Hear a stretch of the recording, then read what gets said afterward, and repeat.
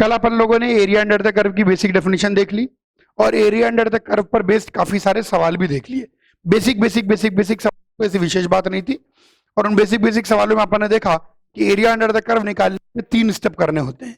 पहला step, question को पढ़ के कर्व को थोड़ा सा स्केच कर ले। कर्व को बहुत ज्यादा डिटेल में, बहुत ज्यादा डीप में स्केच नहीं करना है, नॉर्मल नॉर्मल स्केच कर लेना है। कर्व को स्केच कर लेना है। कर्व को स्केच करके कौन सा एरिया फाइंड आउट करना है, इसको शेड कर लीजिए। शेड कर लिया आपने। स्टेप 2, उस शेडेड एरिया को डेफिनेट इंटीग्रेशन के टर्म में लिखिए। ऊपर वाला कर्व माइनस नीचे वाला कर्व, या ऊपर वाला कर्व और एक्स एक्सिस के बीच का एरिया। और तीसरा स्टेप, इस लिखे हुए डेफिनेट इंटीग्रेशन को इवेल्युएट कीजिए। जो सबसे क्रूशियल स्टेप है, जो सबसे मेन स्टेप है, वो है क्वेश्चन को पढ़ के कर्व को स्केच करना। कल मैं कर्व स्केचिंग की बहुत सारी बातें कर रहा था और कर्व स्केचिंग के कुछ पॉइंट भी बताए थे मैंने, सिमेट्री के, नॉन सिमेट्री के एंड सो ऑन। आज हम, अब बेसिक आइडिया तो लग गया भैया एरिया अंडर द कर्व का, तो आज हम टॉपिक को उठाएंगे। आज हम ऐसे क्वेश्चन लेंगे जिसके अंदर कर्व स्केचिंग का बड़ा महत्व है। पूरी कैलकुलस लग जाएगी उसका कर्व स्केच करने में। तो आज मैं पहले ऐसे क्वेश्चन लूंगा जिसके अंदर asymptotes, curve sketching, increase decrease behaviour पूरा लेंगे। तो आज मैं सबसे पहले आपको कर्व स्केच करना सिखाता हूं कि कर्व को कैसे स्केच करते हैं। बिल्कुल सेट मेथड है, जबरदस्त मेथड है। आपने मेथड लगाया, ब्रह्मांड में किसी भी फंक्शन का कर्व स्केच पाया। एक स्टैंडर्ड मेथड है। आइए एकदम बर्बाद एक कर्व बनाते हैं और उससे मैं आपको एक एक चीज समझाता हूं। मैं चाहूंगा कि 15 मिनट लगेगा इसको एक बार, पहली बार इसको पूरा करने में। यह मेथड इतना जबरदस्त है कि आप आंख बंद करके कोई भी फंक्शन लिख दीजिए, उसका कर्व इससे स्केच हो सकता है और बहुत एक्यूरेटली स्केच हो सकता है। इनफैक्ट यही मेथड कंप्यूटर्स लगाते हैं कर्व का ग्राफ बनाने के लिए, यूं समझिए आप। तो it is an ultimate method. इससे बढ़िया कोई मेथड है ही नहीं एक्चुअली।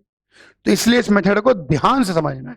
पहले मैं एरिया अंडर द कर्व का सवाल नहीं ले रहा, पहले मैं एक जनरल कर्व स्केचिंग का सवाल ले रहा हूं। ठीक है, एक जनरल कर्व स्केचिंग का सवाल ले रहा हूं और उससे मैं आपको समझाऊंगा। Let us take a simple curve, let us take a not a simple curve, let us take a curve. एक बढ़िया सा फंक्शन लेते हैं, काफी बर्बाद सा फंक्शन लेते हैं और उसका कर्व हम लोग स्केच करने की कोशिश करेंगे। और उसके कर्व स्केच करने की कोशिशों में ही मैं आपको पूरा मेथड समझाऊंगा, पूरा मेथड इलस्ट्रेट करूंगा और आप लोग उस पूरे मेथड को समझेंगे और फिर तो बात बन जाएगी। एग्जाम्पल ही मेन है इसके अंदर। Let us sketch the curve of y equal to X square minus x plus 1 upon X square plus x plus 1। Quadratic upon quadratic है, बड़ा ही भीषण है, बड़ा ही खतरनाक है। इसका कर्व मैं स्केच करना चाहता हूं बहुत डिटेल में। ये मेथड ऐसा है कि आप किसी भी फंक्शन का कर्व बहुत डीपली स्केच कर सकते हैं, मतलब कहीं कोई दिक्कत की बात ही नहीं है। चलिए अच्छा, अब सुनेंगे ध्यान से। y equal to X square minus x plus 1 upon X square X plus 1। 5 step का प्रोसेस है। जैसे ही हम 5वें स्टेप पर पहुंचते हैं, ब्रह्मांड के किसी भी फंक्शन का कर्व बन जाता है। आपको एग्जैक्टली पता लगेगा भाई साहब ये ऐसे है। चलिए शुरुआत करते हैं। सबसे पहला स्टेप है right domain in expanded form and get value at each boundary. क्या बोला मैंने?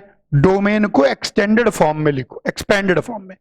इसकी डोमेन तो खैर पूरी माइनस इंफिनिटी से प्लस इंफिनिटी है। तब आप बोलोगे गुरुजी एक्सपेंडेड फॉर्म क्या है? एक्सपेंडेड फॉर्म का बच्चों ये मतलब है कि मान लीजिए किसी की डोमेन आए r सिवाय 2 के, तो ऐसे ना लिखें, पूरा इसको इंटरवल में खोल के लिखें। कैसे लिखेंगे कि x की वैल्यू आ रही है माइनस इंफिनिटी से 2 यूनियन 2 से इंफिनिटी। ये मतलब है एक्सपेंडेड फॉर्म का। तो आप डोमेन को पूरा फैलाकर पूरा ऐसा कर कर लिखेंगे। और क्या करेंगे? सबसे पहले डोमेन निकालिए। डोमेन निकालने से यह पता लगता है कि ग्राफ कहां कहां होगा। Right domain in expanded form and get value at each boundary. Domain को एक्सपेंडेड फॉर्म में लिखिए और हर बाउंड्री पर वैल्यू निकालिए।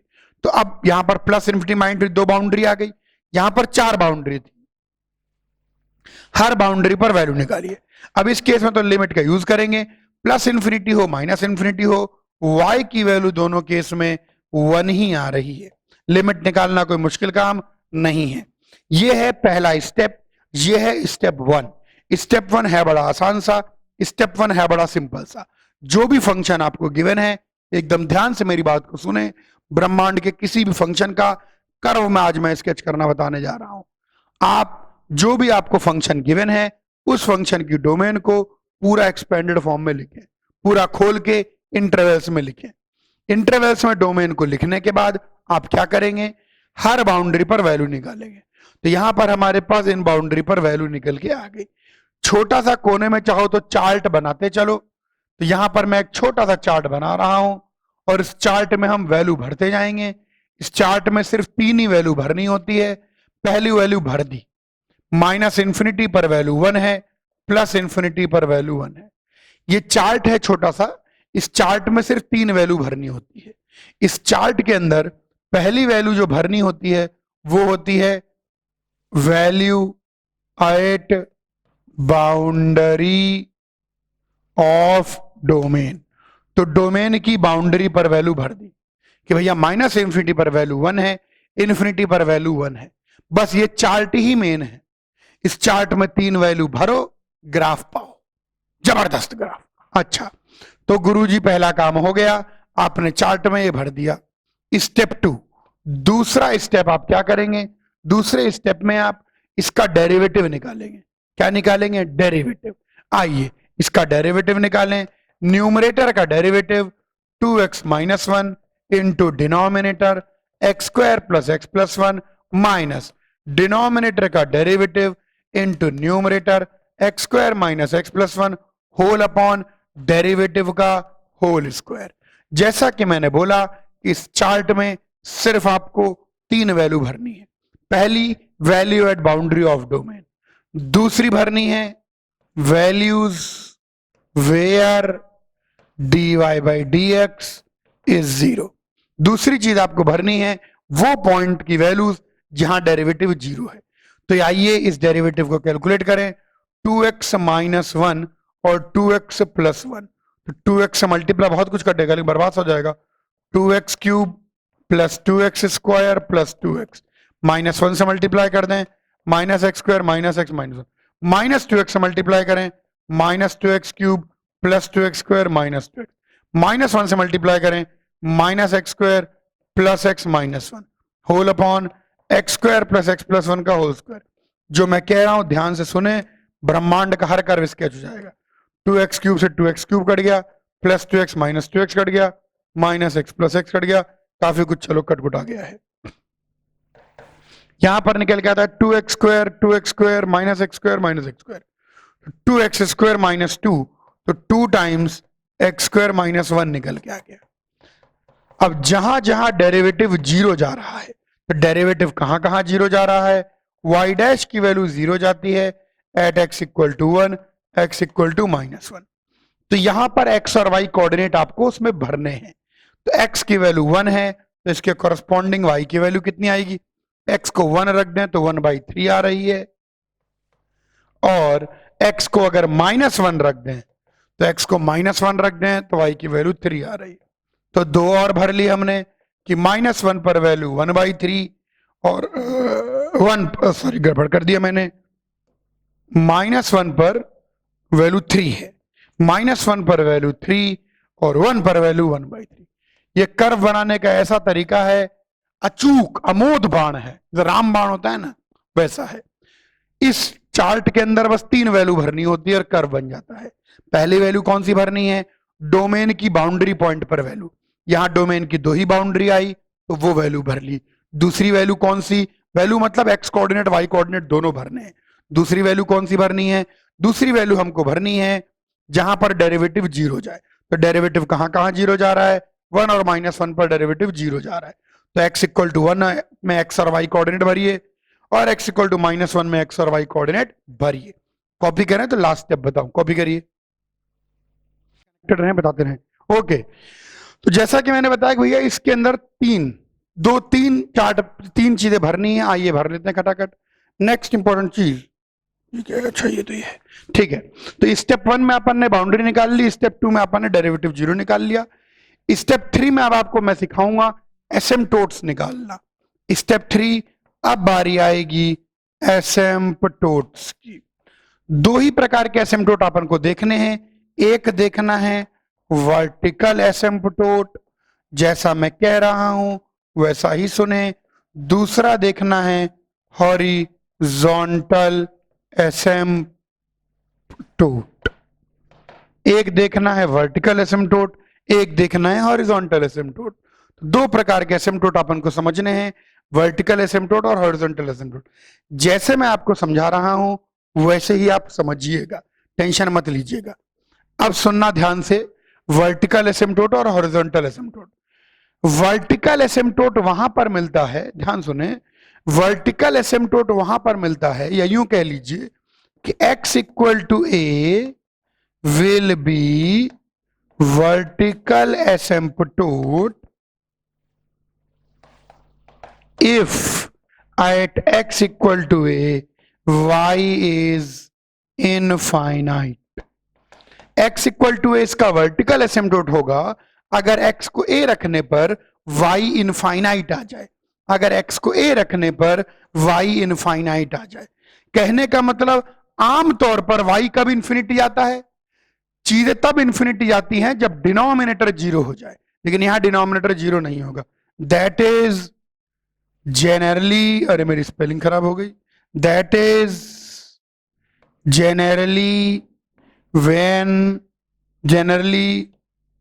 at values of x where denominator goes to 0।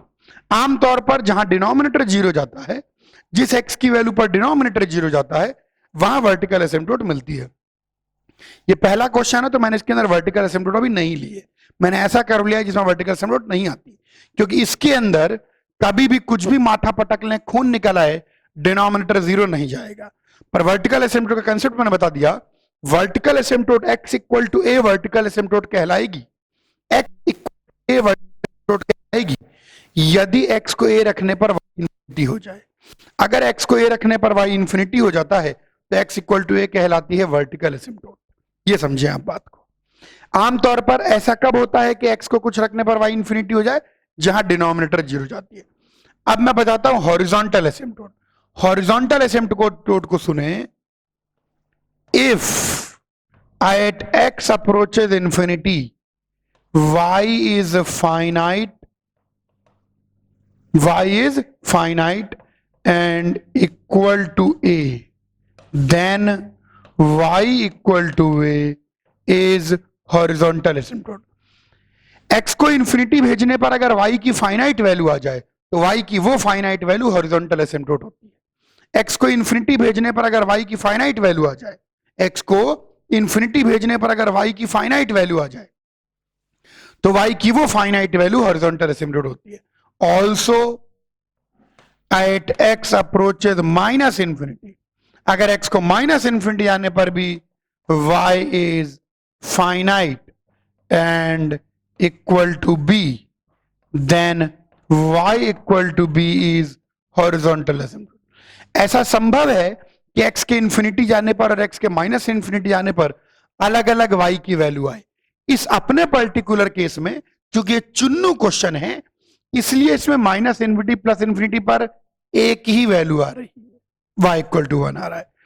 Horizontal एसिम्पटोट और वर्टिकल एसिम्पटोट निकाल लेते हैं। और मैंने बताया था इस चार्ट के अंदर 3 वैल्यू भरनी होती है, और तीसरी वैल्यू होती है वैल्यूज इन नेबरहुड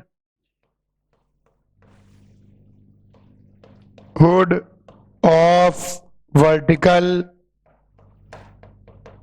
एसिम्पटोट।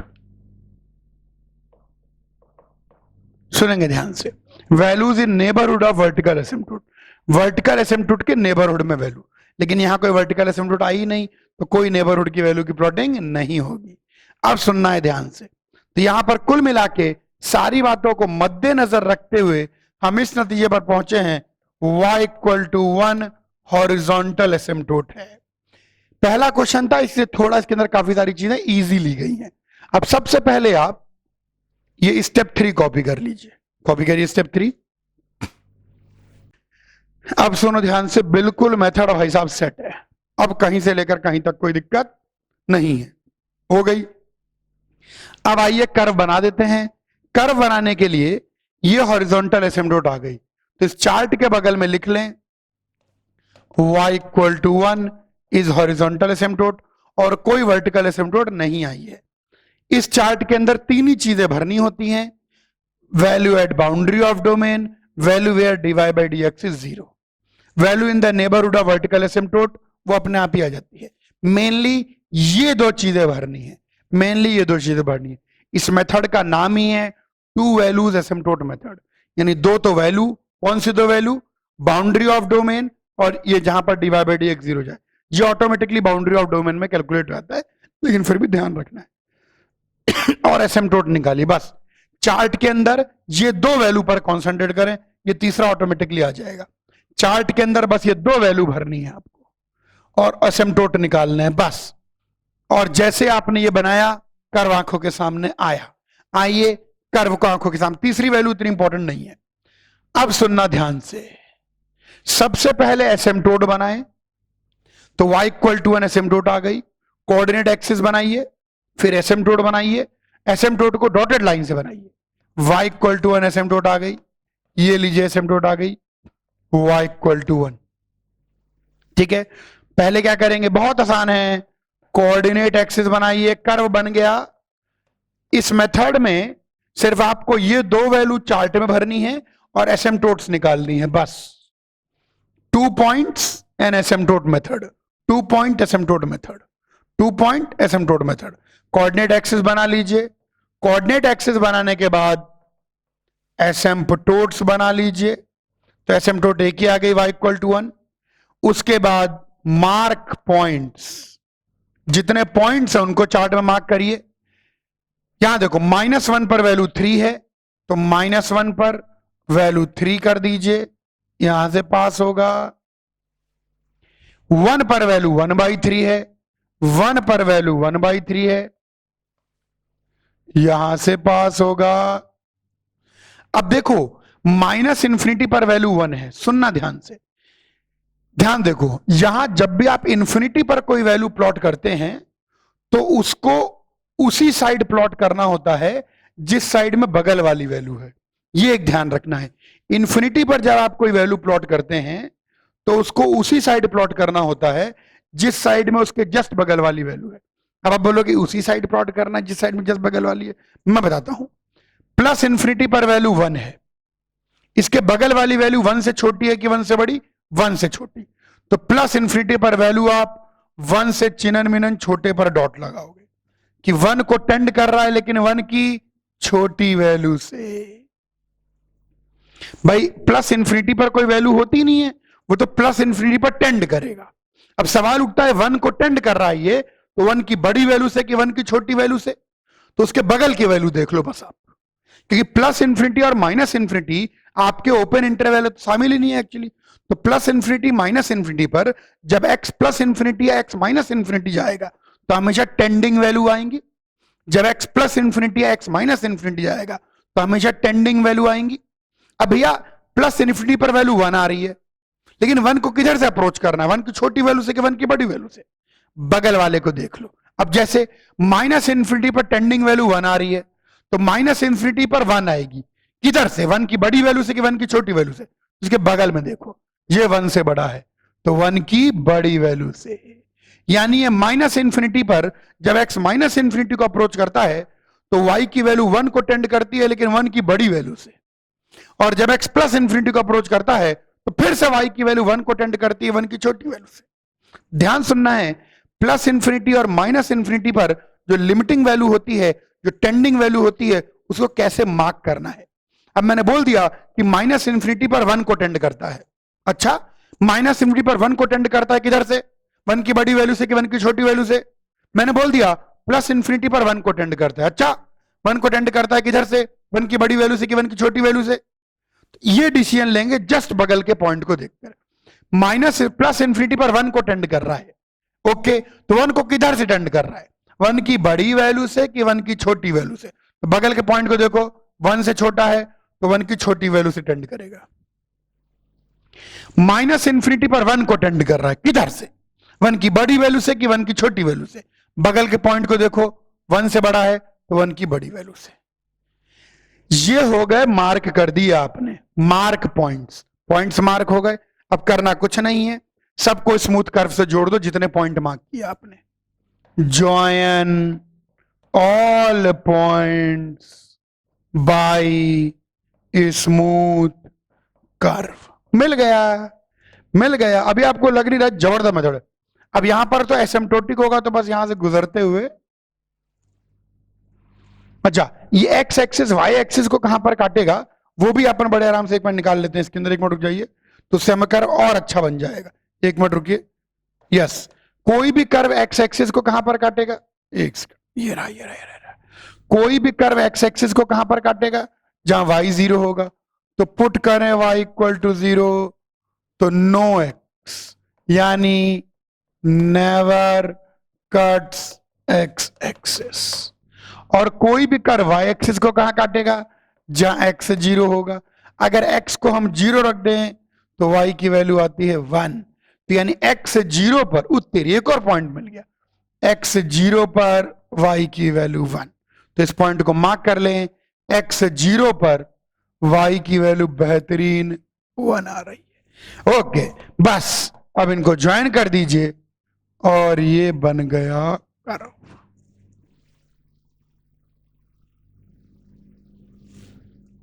ये लीजिए, सबको स्मूथ पॉइंट से ज्वाइन कर दीजिए, सबको स्मूथ कर्व से ज्वाइन कर दीजिए। यही है इस पर्टिकुलर एक्सप्रेशन का कर्व। किसका कर्व?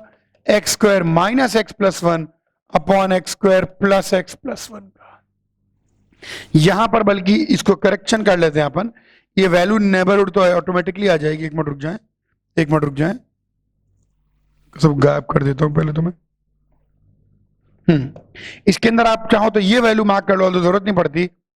एक तो वैल्यू एट बाउंड्री डोमेन लिख ली, value at divide by dx in 0 and values where curve cuts x and y axis. आप तो तीनों को शामिल कर ले तो थोड़ा एक्यूरेसी और बढ़ जाएगी।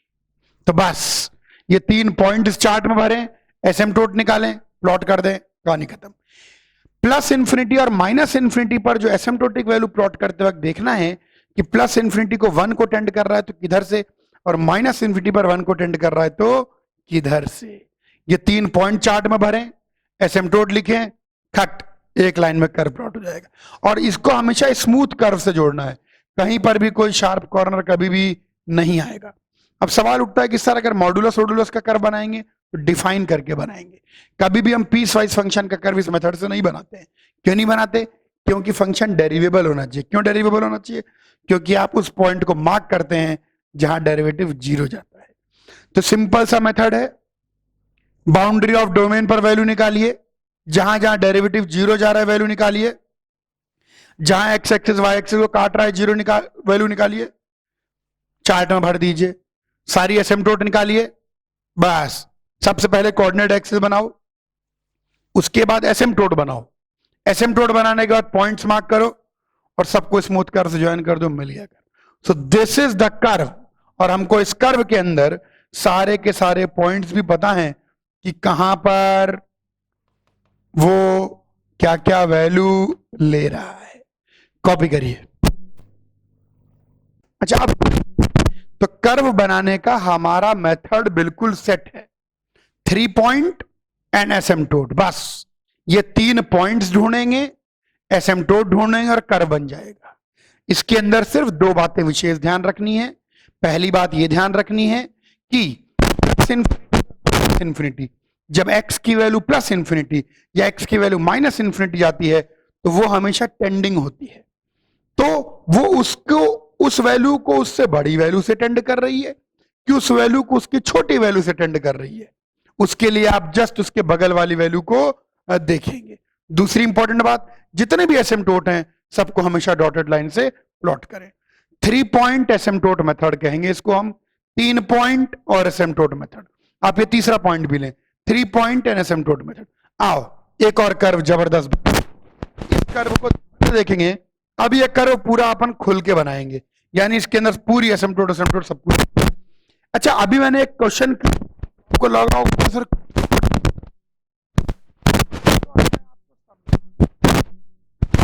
हाँ अब आ रही है आवाज। अभी जो अपन ने क्वेश्चन किया था, आपको लगा अरे सर कितना टाइम लगेगा इसमें। बिल्कुल टाइम नहीं लगता, क्योंकि अभी तो मैं आपको समझा रहा था और आप जीवन में पहली बार समझ रहे थे। अब देखिए, अब अपन को मेथड समझ में आ गया। मेथड क्या है? 3 पॉइंट एसिम्पटोट मेथड। चार्ट में 3 पॉइंट भरने हैं, एसिम्पटोट निकालनी है, कर्व प्लॉट कर देना है। इस कर्व स्केचिंग के नाम का मेथड ही ध्यान रखिए, 3 पॉइंट एसिम्पटोट मेथड। आइए एक और बढ़िया गजब का कर्व मैं ले रहा हूं, इसको प्लॉट करते हैं। और इसका कर्व आप देखिए हम कितनी फास्ट प्लॉट करते हैं, ऑल ये भी काफी बर्बाद है। हम प्लॉट करना चाहते हैं x-1 into x-2 upon x-3 into x-4। इस क्वेश्चन में एक और नई बात सीखने को मिलेगी, ध्यान से सुनिए। तो सबसे पहला स्टेप 1 जो है भैया, इसकी डोमेन खोल के लिख दें। तो स्टेप 1 में इसकी डोमेन आ जाएगी, 3 और 4 नहीं आएगा, तो -∞ से 3 यूनियन 3 से 4 यूनियन 4 से इंफिनिटी, ये आ गई इसकी डोमेन। पूरा खोल के लिख दिया। डोमेन की हर बाउंड्री पर वैल्यू निकाले। अब देखिए -∞ पर वैल्यू इसकी 1 आ रही है, +∞ पर वैल्यू इसकी 1 आ रही है। जैसे ही मैंने ये वैल्यू लिखी तो यहां पर देखिए खटाखट चार्ट बनना शुरू हो गया है। एक्स और वाई बोर्ड पर देखें, -∞ पर वैल्यू 1 है, +∞ पर वैल्यू 1 है। -x के -∞ जाने पर जो y की फाइनाइट वैल्यू आती है वही हॉरिजॉन्टल एसिम्पटोट होती है। तो हॉरिजॉन्टल एसिम्पटोट मिल गई y = 1। जिस x की वैल्यू पर y इंफिनिटी जाए वो वर्टिकल एसिम्पटोट होती है। तो दो वर्टिकल एसिम्पटोट मिल गई, x = 3 x = 4। पहले ही स्टेप में हॉरिजॉन्टल वर्टिकल एसिम्पटोट मिल जाती है, उसके आगे नहीं जाना पड़ता। x के इंफिनिटी जाने पर या x के -∞ जाने पर अगर y की फाइनाइट वैल्यू आ जाए तो y = वो फाइनाइट वैल्यू हॉरिजॉन्टल एसिम्पटोट, कहानी खत्म, एसिम्पटोट आ गई। और डिनोमिनेटर किसी x की वैल्यू पर 0 चला जाए तो वहां वर्टिकल एसिम्पटोट आ गई, कहानी खत्म। तो हमने एसिम्पटोट्स निकाल ली। अब आ जाइए, हर बाउंड्री पर वैल्यू निकालनी है, लेकिन 3 क्या है? 3 वर्टिकल एसिम्पटोट है। 4 क्या है? 4 वर्टिकल एसिम्पटोट है। तो जहां पर डिनोमिनेटर 0 जाता है, अब भैया 3 के आसपास में वैल्यू कितनी होगी? +∞ या -∞। ध्यान से सुने, जिन पॉइंट पर डिनोमिनेटर 0 जा रहा है उसके आसपास वैल्यू इनफाइनाइट ही होगी। जिन पॉइंट पे डिनोमिनेटर 0 जा रहा है उसके आसपास वैल्यू इनफाइनाइट ही होगी। बस तय करना है +∞ कि -∞। मेरी बात सुने, तो मैं ये ऑलरेडी समझ चुका हूं और आप भी समझ चुके हैं कि 3 के आसपास में वैल्यू निकालूंगा तो आएगा इन्फिनिटी, बस +∞ कि -∞। उसी प्रकार से 4 के आसपास में वैल्यू निकालूंगा तो आएगा तो इन्फिनिटी, +∞ कि -∞। चेक करना है। ध्यान सुने कैसे चेक करेंगे, बहुत इजी होता है। यहां 3 का मतलब है 3 से चिन्हन छोटा, तो 3 से चिन्हन छोटी कोई वैल्यू ले। 3 से चिन्हन छोटा 2.9, 2.9 इसमें रख दें। 2.9 -1 positive, 2.9 - 3 negative, 2.9 - 4 negative, positive negative कुल मिला के पॉजिटिव तो आ गया +∞। जहां पर डिनोमिनेटर 0 जा रहा है उसके आसपास में वैल्यू इन्फिनिटी ही आएगी। जहां पर डिनोमिनेटर 0 जा रहा है उसके आसपास में वैल्यू इन्फिनिटी ही आएगी। सिर्फ आपको यह तय करना है +∞ कि -∞। जहां पर डिनोमिनेटर 0 जा रहा है उसके आसपास में वैल्यू इन्फिनिटी ही आएगी। सिर्फ आपको यह तय करना है +∞ कि -∞, बस। और वो तय करने का मेथड बड़ा आसान है। पॉइंट से जैसे आपको उसकी इधर देखना है, 3 से चिन्हन छोटे पर देखना है, तो 3 से चिन्हन छोटी वैल्यू रख दो और देखो पॉजिटिव आ रहा है कि नेगेटिव। अगर 3 से चिन्हन छोटे पर पॉजिटिव आए तो +∞, और नेगेटिव आए तो -∞। दिमाग बिल्कुल नहीं लगाना है। अब जैसे ये 3 से 4 यानी 3 से चिन्हन बड़ा, अब 3 से चिन्हन बड़ा हो कि 3 से चिन्हन छोटा हो, इन्फिनिटी तो आएगा लेकिन तय करना है +∞ कि -∞। तो हम क्या करेंगे, 3 से चिन्हन बड़ी वैल्यू, 3 से चिन्हन बड़ी वैल्यू 3.1 यहां रखिए। 3.1